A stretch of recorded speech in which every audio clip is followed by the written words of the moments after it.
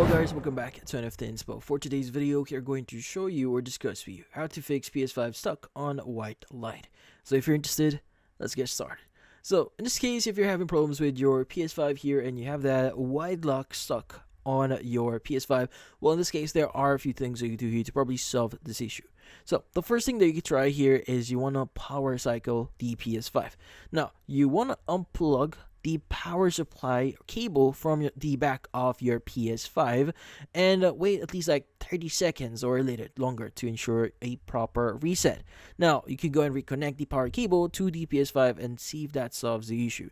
Now, typically draining all the power on your PS5 can actually reset a few things inside of it. So just basically leave it for 30 seconds and that should work. Now if 30 seconds is not enough, maybe leave it for a minute or even like an hour if you can, and see again if that solves the issue. Now if that does solve the issue, the next thing you might want to try here is maybe try restarting your PS5.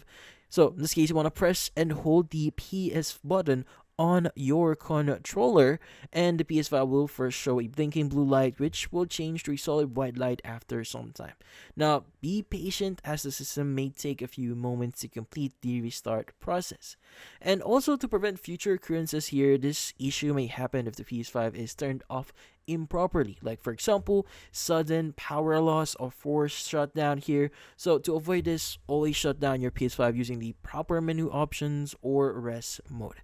But yeah, so if done correctly, the PS5 should now display the home screen and work as expected. And in this case, that's about it. So hopefully this video was able to help you. Like and subscribe to NFT Inspo. Thank you for watching.